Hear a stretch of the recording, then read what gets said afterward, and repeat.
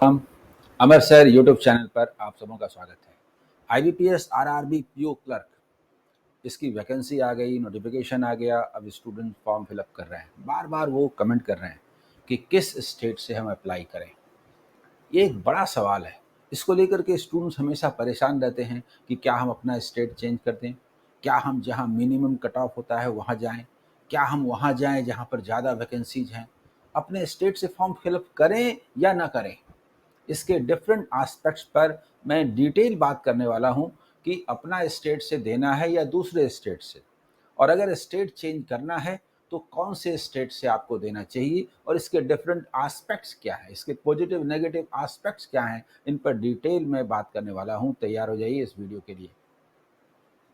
शुरू से अंत तक आप देखेंगे तो डिफरेंट एस्पेक्ट्स आपको समझ में आएंगे। हर स्टूडेंट के लिए वेरी करता है किस कंडीशन में अपना स्टेट छोड़ना चाहिए। तो सबसे पहले मैं एक बात कहता हूं कि आप एसबीआई क्लर्क का एग्ज़ाम भी देते हैं और आईबीपीएस क्लर्क का एग्ज़ाम भी देते हैं, उनके पीओ का एग्ज़ाम भी देते हैं।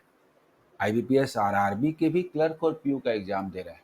तो एक बड़ा डिफरेंस ये है कि आरआरबी पीओ में आरआरबी पीओ में आप दूसरे स्टेट से देते हैं तो आपका इस जोन चेंज नहीं होगा, क्योंकि वो बैंक पर्टिकुलर एक एरिया में रहता है, जबकि दूसरे बैंक में ऑल इंडिया पोस्टिंग होती है। ठीक है, पीओ में तो एक जगह से दूसरी जगह आप देते रहते हैं। क्लर्क में वहाँ भी एक पर्टिकुलर स्टेट में होता है और दूसरे स्टेट में इन जनरल नहीं होता, लेकिन फिर भी मैरिज या दूसरे ग्राउंड पर होता है। पर वो ऑप्शन यहाँ नहीं होता। यहाँ एक बैंक एक स्टेट में प्राय होता है, इसलिए यहाँ पर किसी भी हालत में आपका दूसरे स्टेट में संभव ही नहीं है, चाहे वो क्लर्क हो या पीओ।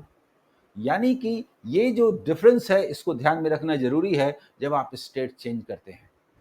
दूसरे स्टेट से आप तभी जाएंगे जब उस स्टेट का कल्चर आपको मैच करता हो, क्योंकि 60 साल के एज तक आपको काम करना है, यानी अपनी पूरी जिंदगी आपको वहीं पर लगा देनी है। इसलिए सोच समझ करके फैसला करना बहुत जरूरी है। इसमें लैंग्वेज टेस्ट एक बार आता है, उस पर भी मैं चर्चा कर लेता हूं, तब आता हूं। जो एलपीटी आप देते हैं उसमें अंतर है, थोड़ा कंफर्टेबल है आईबीपीएस और एसबीआई में। देखिए वहाँ पर जो लोकल लैंग्वेज की ज़रूरत पड़ती है वो सिर्फ क्लर्क के लिए ज़रूरत पड़ती है, पीओ के लिए नहीं।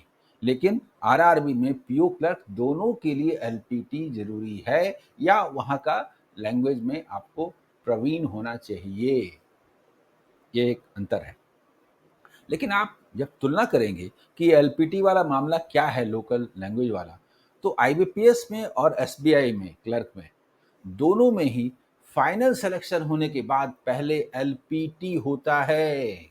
उसमें पास करने के बाद ही आपकी ज्वाइनिंग होती है। यानी एसबीआई और आईबीपीएस क्लर्क के मामले में यदि उस स्टेट का दूसरे स्टेट का जहां का लैंग्वेज आपको नहीं पता है आप सीखते हैं तो आपके पास टाइम नहीं रहता, क्योंकि अभी आप प्री के लिए पढ़ेंगे, मेन के लिए पढ़ेंगे, लोकल लैंग्वेज कब सीखेंगे? 1-2 महीने का टाइम मिलेगा, उसमें आप लोकल लैंग्वेज नहीं सीख सकेंगे। ये दिक्कत वहां होती है। पर यहाँ एक सुविधा है, यहाँ सुविधा है कि ज्वाइनिंग के बाद, यानी आप जानते हैं फाइनल रिजल्ट आ जाएगा, मेंस एग्जाम देने के बाद आप उस स्टेट का लैंग्वेज सीख सकते हैं। जल्दी बताइए, लैंग्वेज सीख सकते हैं, समय मिला। फिर जब रिजल्ट आया तो आप पास किए। उसके बाद ज्वाइनिंग में 2-3 महीने का टाइम लगता है, और ज्वाइनिंग के डेट से 6 महीने का टाइम दिया जाता है एलपीटी के लिए। यानी कुल मिला के 8 से 9 महीने मेन एग्जाम होने के बाद आपको मिल जाते हैं। इसमें आप कोई भी लैंग्वेज सीख सकते हैं, किसी भी स्टेट का, कितना भी मुश्किल हो, ये बात तो है। हालांकि हम वही लैंग्वेज प्रेफर करना चाहते हैं जहां उस लैंग्वेज को सीखा जा सके। जैसे नॉर्थ इंडिया में जो लैंग्वेजेज हैं वो एक दूसरे का सीखना आसान है। साउथ इंडिया में जो स्टेट्स हैं, कन्नड़ है या मलयालम है या तेलुगु है, ये सब सीखा जा सकता है। साउथ इंडिया के स्टूडेंट्स एक दूसरे जगह सीख सकते हैं, कंफर्टेबल है। लेकिन नॉर्थ साउथ में सीखना थोड़ा ज़्यादा मुश्किल होता है। लेकिन ये 9 मंथ्स का टाइम एक बड़ा समय है। यानी लैंग्वेज जो टेस्ट है, ये कोई बड़ा बार नहीं है, जो कि बड़ा बार है एसबीआई और आईबीपीएस क्लर्क में। ये अंतर पहले बता देना ज़रूरी था। समझ गए? अब मैं जब इस पर चर्चा कर रहा हूँ, तो सबसे पहले ये कहूँगा कि देखिए, अपने स्टेट से अच्छा कुछ नहीं होता। मैं पहले ही चर्चा कर लेता हूँ कि अपने स्टेट से अच्छा कुछ नहीं होता। 60 साल तक रहना है।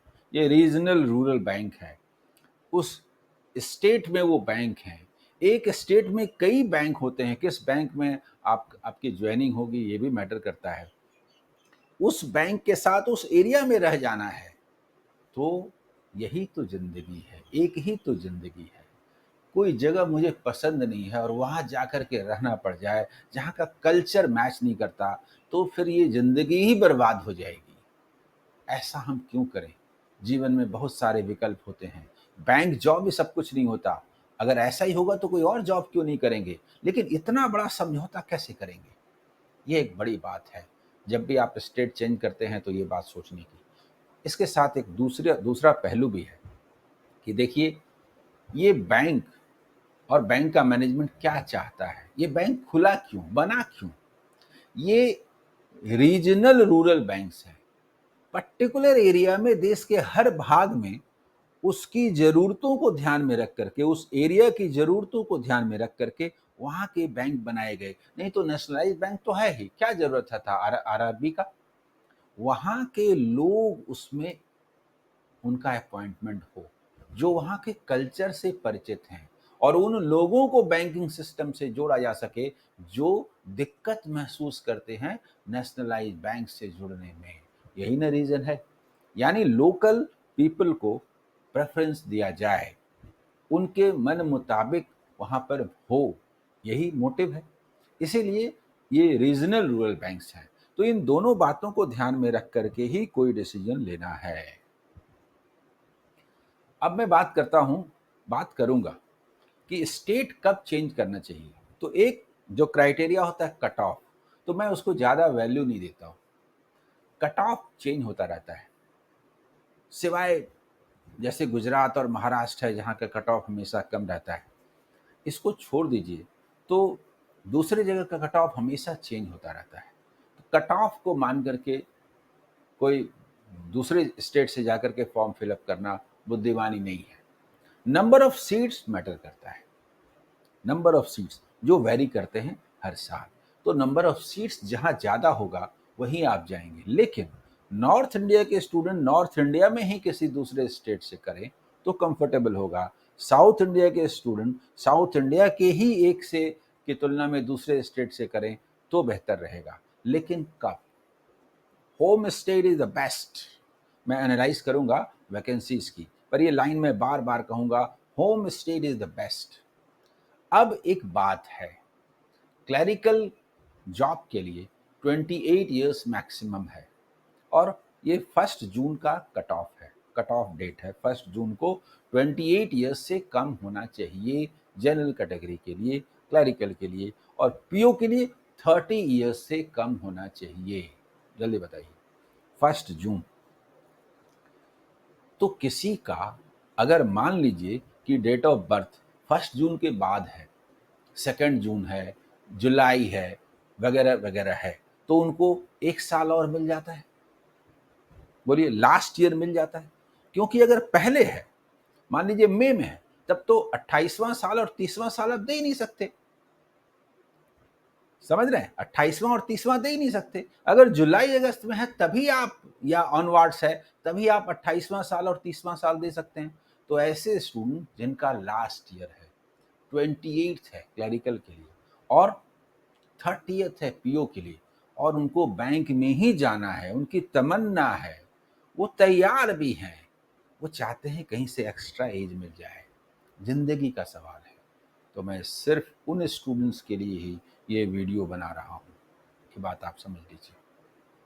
उनको मैं बताऊँगा कि आप कहाँ, किस स्टेट में जा सकते हैं। मैंने कंडीशंस भी बता दिए, इसके डिफरेंट एस्पेक्ट पर भी चर्चा कर ली कि बैंक क्या चाहता है, आप क्या चाहते हैं, कहाँ कंफर्टेबल होगा, कहाँ नहीं होगा, ये सब मैंने बात कर ली। Home state is the best, ये बार-बार मैं कहूँगा।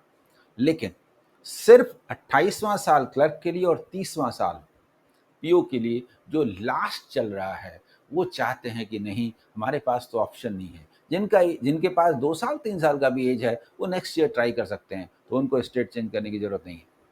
समझ गए? तो जब भी मैं स्टेट चेंज करने के बारे में बात करूँगा, उन्हीं स्टूडेंट्स के लिए करूँगा। एक्सेप्शनल है, ये बात समझ लीजिए। जब मैं बोलूँगा कि इस स्टेट के स्टूडेंट इस स्टेट्स में दे सकते हैं, तो इसका मतलब कौन से स्टूडेंट? वो स्टूडेंट की मैं चर्चा कर रहा हूँ। ये बात आप साफ समझ लीजिएगा। अब आइए मैं एक-एक करके बात करता हूँ कि वैकेंसीज़ कैसी है, क्या है? कहाँ पर क्या कंडीशन है? तो मैं लास्ट से बात करता हूँ। लास्ट से, जहाँ पर कम वैकेंसीज़ है वहाँ से शुरू करता हूँ और तब आऊँगा ज़्यादा वैकेंसीज़ की ओर, ठीक है? इसके साथ-साथ आप देखेंगे ये भी वजह रहेगी इसमें विश्लेषण करने के दौरान में कि कहाँ पर क्लरिकल और कहाँ पर पीओ, इसमें भी अंतर है। पर ये बहुत इम्पोर्टेंट बात है कि हर साल के विपरीत इस साल वैकेंसीज़ लगभग समान रूप से हर स्टेट में अच्छी है। मतलब पिछले बार लगातार मैं सालों देख रहा हूँ, कहीं पर बहुत ज़्यादा वैकेंसी होती है, कहीं पर एकदम गोल हो जाता है। इस बार ऐसा बहुत कम है, यानी कि home state is the best.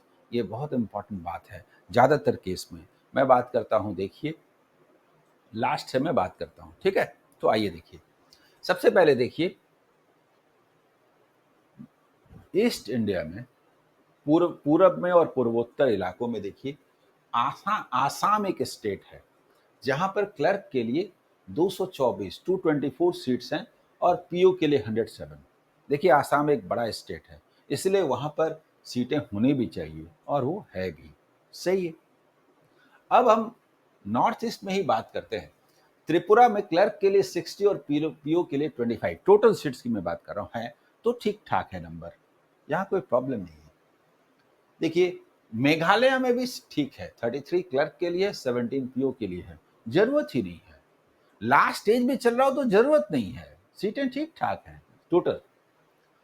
देखिए मेघालय में 30 और 15 है, ये भी ठीक है, लेकिन अरुणाचल प्रदेश में 15 है, छोटा स्टेट है वो, और पीओ के 4 हैं। यहाँ पर प्रॉब्लम हो सकता है, टोटल सीट्स की बात हो रही है ना, हो सकता है जनरल में 2 ही सीट हो, ठीक है, वो देख लीजिएगा। और मणिपुर में क्लर्क का 10 है, मणिपुर भी छोटा स्टेट है, क्लर्क का 10 है, चलेगा, लेकिन पीओ का 0 है। तो क्या मणिपुर के लोगों को बैंक पीओ बनने का मन नहीं है? मैं तो कहता हूँ कि ठीक है, दूसरे स्टेट में नहीं जाना चाहिए, home state is the best, पर होम स्टेट में अगर 0 सीट है, तो क्या करें? सारे स्टूडेंट्स पीओ के लिए कहीं न कहीं से अप्लाई क्यों ना करें?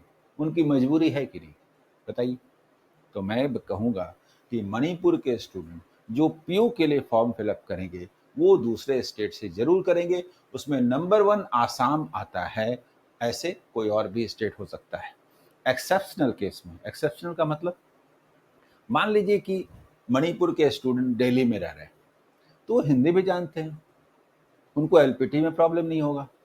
तो फिर वो वहाँ से फॉर्म फिलअप करेंगे, जो मैं आगे बताने वाला हूँ कि पूरे देश में सबसे ज़्यादा सीटें कहाँ हैं, जहाँ से आप फॉर्म फिलअप कर सकते हैं। तो मणिपुर के ऐसे स्टूडेंट जो नॉर्थ इंडिया से परिचित हैं, साउथ इंडिया से है तो साउथ इंडिया में भी ऐसे स्टेट मिलेंगे और नॉर्थ में भी मिलेंगे। अगर आसाम से फॉर्म फिलअप किए तो ठीक है, अदरवाइज़ दूसरे नॉर्थ इंडिया के स्टेट से आप फॉर्म फिलअप करेंगे, क्योंकि आपके यहाँ 0 है और नागालैंड में भी सिर्फ 1 सीट है, वो भी जनरल में है।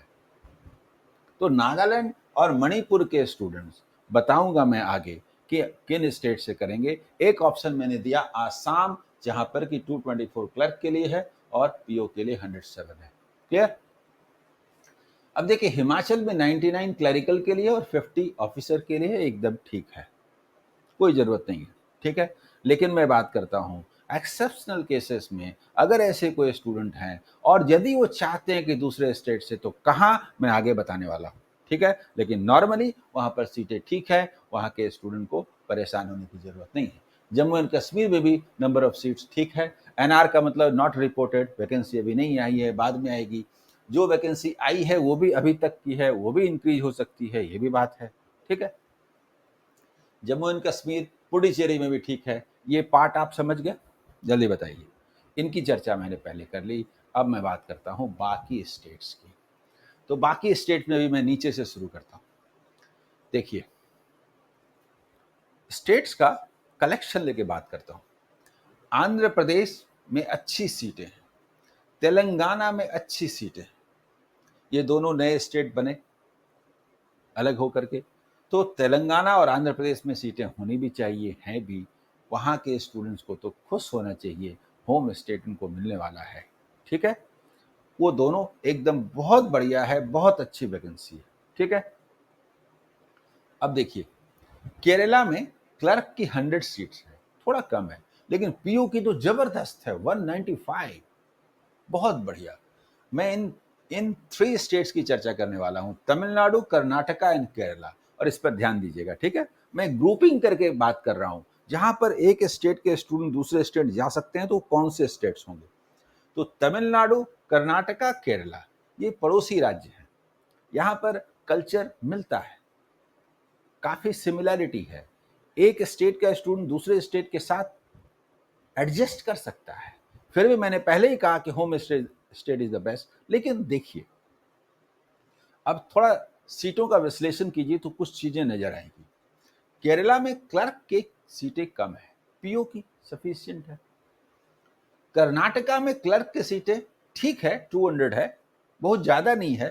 Home state is the best तो मैं बार बार कह रहा हूं, लेकिन पीओ की जबरदस्त सीटें हैं, 386, जबरदस्त।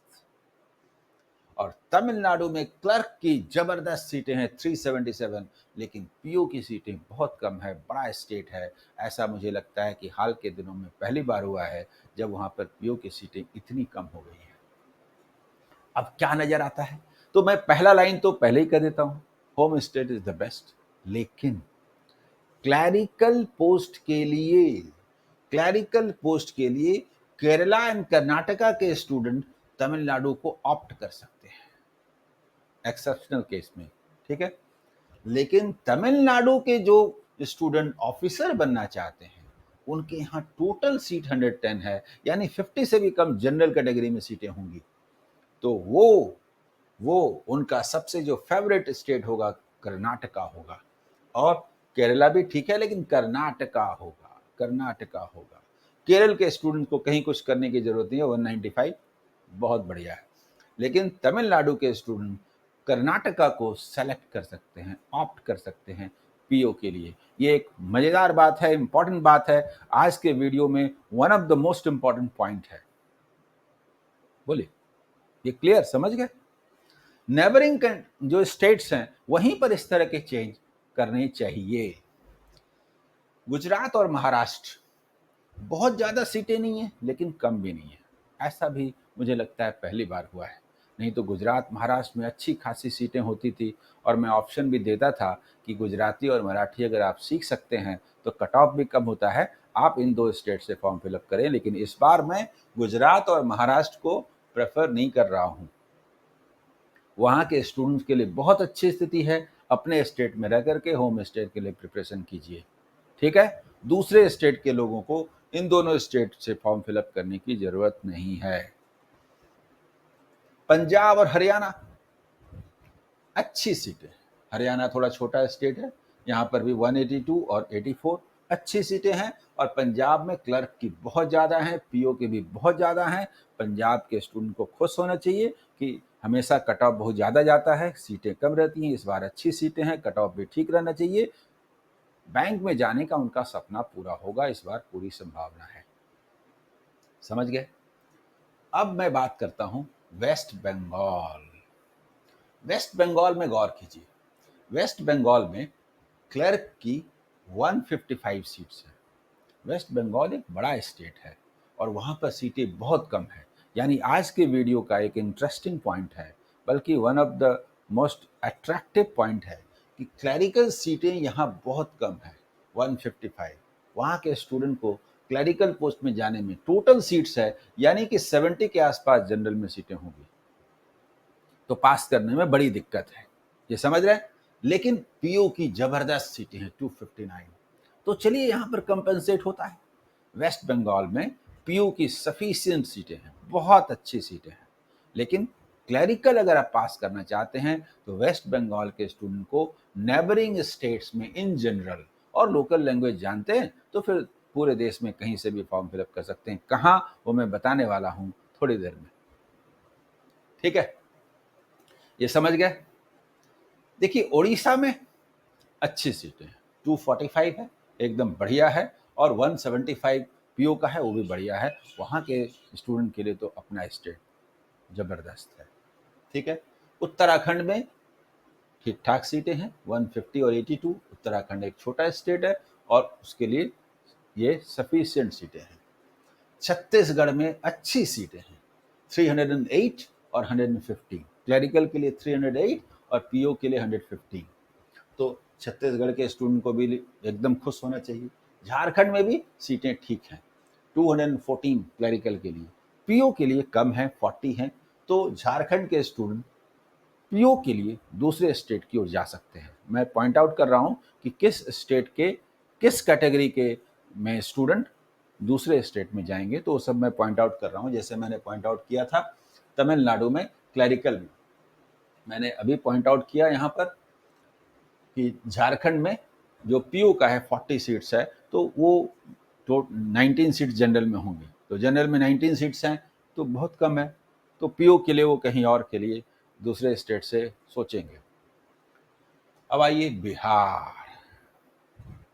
बिहार में हमेशा कम सीटें होती थी, तो बिहार के स्टूडेंट को खुश हो जाना चाहिए कि वहाँ पर एक बैंक में नॉट रिपोर्टेड है, दूसरे में 234 है। समझ लीजिए कि 400 के आसपास सीटें चली जाएंगी। तो बिहार से अच्छी सीटें हैं क्लरिकल में भी और पीओ में भी। तो भाई बिहारी स्टूडेंट्स जरा समझ लीजिए, आपको अपना होम स्टेट मिल रहा है, बहुत बढ़िया, लेकिन आज तक आप लोग दूसरे स्टेट में जा कर के वहाँ से टेस्ट देते रहे हैं। इस बार अपने यहाँ भी दूसरे स्टूडेंट का स्वागत कीजिए। बंगाल के स्टूडेंट क्लरिकल कैडर में सीटें कम हैं, उनको अपने यहाँ आमंत्रित कीजिए। भाई आइए हमारे यहाँ, हमारे राज्य की सेवा करने के लिए आपका स्वागत है। यानी बिहार एक अट्रैक्शन का पॉइंट हो सकता है। समझ गए? क्लरिकल के लिए स्पेशली, क्लरिकल के लिए स्पेशली। लेकिन रुकिए, उत्तर प्रदेश की मैं बात करता हूँ। तो भाई देखिए, उत्तर प्रदेश में सीटें हमेशा ज़्यादा रहती हैं, इस बार भी हैं, पर वो बहुत बड़ा स्टेट है, 25 करोड़ की आबादी वाला। वहाँ पर सीटें होनी भी चाहिए। कट ऑफ भी इसीलिए ऊंचा होता है क्योंकि बड़ा पॉपुलेशन है, तो सीटें भी अच्छी हैं। 538 है, वो 700 से ऊपर जाएंगी, एक नॉट रिपोर्टेड है, और पीओ में भी 400 के आसपास जाएंगी, 350 400 ऐसा कुछ जाएंगी। तो अच्छी सीटें हैं। उत्तर प्रदेश के स्टूडेंट को कुछ सोचने की ज़रूरत नहीं है। हाँ, वन ऑफ द डेस्टिनेशन हो सकता है किसी दूसरे स्टेट के लिए कि वो अगर उसके बगल में पड़ोसी राज्यों में रहते हैं तो वहाँ जाएं। लेकिन आज जो बात कहनी है वो है मध्य प्रदेश और राजस्थान के बारे में, और वो भी स्पेशली मध्य प्रदेश के बारे में। बम्पर सीटें हैं मध्य प्रदेश में क्लरिकल कैडर में, 657 सीटें हैं आज की तारीख में, और पीओ में 271। मतलब one of the most important, most attractive state in India. यानी मैं जिनकी भी चर्चा कर रहा था कि जहाँ पर सीटें कम हैं वहाँ के स्टूडेंट कहाँ से जाएं, तो उनका पहला डेस्टिनेशन मध्य प्रदेश होगा। भाई मध्य प्रदेश के स्टूडेंट नाराज मत होइएगा, हम सभी एक देश में रहते हैं और हम सबों को एक दूसरे का स्वागत करना चाहिए। और मैंने पहले ही कहा कि home state is the best, सबों को अपने स्टेट से देना चाहिए। हर स्टेट में अच्छी सीटें हैं, इसलिए दूसरे स्टेट में जाने की ज़रूरत नहीं है। लेकिन सिर्फ एक्सेप्शनल केस में उस तरह के स्टूडेंट जिनका अंतिम बार है, 28वां साल है क्लर्क के लिए और 30वां साल है पीओ के लिए, उनको तो ये ऑप्शन मिलना चाहिए भाई। और दूसरा राजस्थान है, यहाँ भी लगभग 700 तक सीटें चली जाएंगी क्लरिकल में, और पीओ में भी उसी तरह से 300 प्लस हो जाएंगी। यानी कि मध्य प्रदेश और राजस्थान दो ऐसे स्टेट्स हैं जिनका लोकल लैंग्वेज अगर सीखने के लिए आप तैयार हैं तो पूरे देश में स्टूडेंट्स एक्सेप्शनल केसेस में इन दोनों स्टेट को ऑप्ट कर सकते हैं। समझ में आ गया? जल्दी बताइए। मुझे पूरी उम्मीद है कि मैंने साइंटिफिक ढंग से इसका विश्लेषण किया है। मेरे पूरे विश्लेषण को पॉजिटिव रूप में लेंगे। मैंने चीज़ों को सामने रखा है, पर ये चीज़ें तो दी हुई हैं नोटिफिकेशन में, सिर्फ मैंने उनको सजा करके आपको समझाने का प्रयास किया है। सभी लोग इसको पॉजिटिव रूप में लें। Home state is the best, इसमें तो कोई शक ही नहीं है। एक्सेप्शनल केसेस में अगर आप चाहते हैं कि दूसरे स्टेट से देना है, तो मैंने बता दिया कि नेबरिंग स्टेट और वो स्टेट जहाँ का लैंग्वेज आप सीख सकते हैं। हाँ, सीखने के लिए आपके पास 9 मंथ से ज़्यादा समय है। इसके अलावा डेट एक्सटेंड भी होता है, प्रोबेशन पीरियड तक आप इसको कंप्लीट कर सकते हैं। तो ये जो एलपीटी है, ये कोई बहुत बड़ा प्रॉब्लम होने वाला नहीं है। ओके, मैं हर कदम पर आपके साथ हूँ, आपको आपको प्रिपरेशन करा रहा हूँ। रात में 8 बजे रोज़ लाइव क्लासेस होते हैं। जो लोग भी जुड़ेंगे मैं उनको पास कराऊँगा। किन्हीं भी स्थितियों में कोई भी स्टूडेंट हो, परेशान होने की ज़रूरत नहीं है। आप मुझे कमेंट कर सकते हैं। मैं हमेशा तैयार हूँ आपको मदद करने के लिए। Okay, all the best, bye.